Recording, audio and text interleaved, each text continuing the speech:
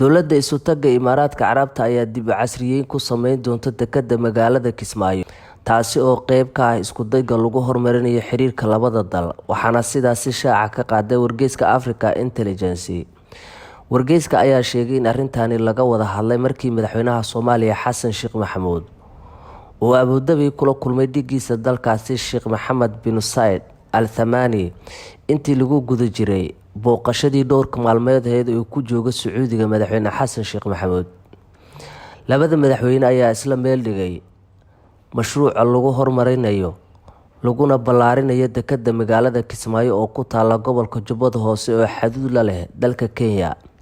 Jubbaland ayaa waxaa maamulay Axmed Madoobe oo xulafo la ah madaxweyne Xasan Sheekh Maxamuud, isla markaana si xoog ah u taageeray doorashadii dhacday 15 May oo dib loogu doortay madaxweyne Axmed Madoobe. Waxa ay sidoo kale xulafo ay yihiin ra'iisul wasaaraha xukuumadda Soomaaliya Xamse Cabdi Barre oo isku beel ay ka soo jeedaan.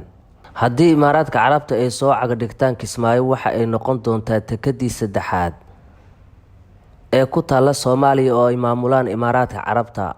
Tan iyo 2006 shirkadda DP World ayaa ka howlgalaysa dekedda Berbera oo ku taala Somaliland. DP World ayaa sidoo kale ka howlgasha dekedda magaalada Boosaaso oo maamusha shirkad kale oo lagu magacaabo B&G.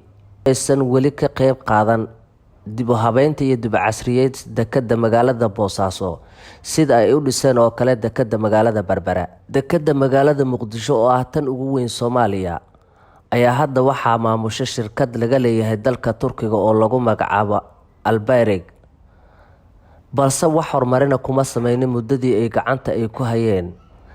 taasi oo ka duwan marka loo eego sida shirkadda DP World ay u casriyeysay dekedda magaalada Berbera.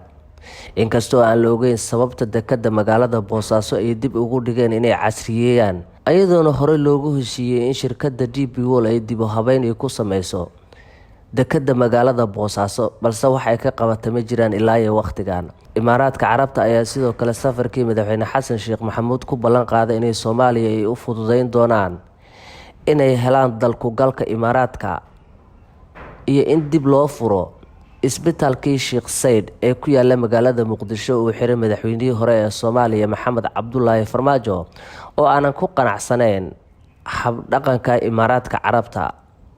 Sidoo kale labada dal ayaa isku raacay in dib loo bilaabo wada shaqeyntii militari iyo tababarkii ay sameyn jireen isu taga Imaaraadka Carabta iyo in dib loo furo xiradii militari ee Imaaraadka Carabta ay ku tababari jireen ciidamada Soomaalida.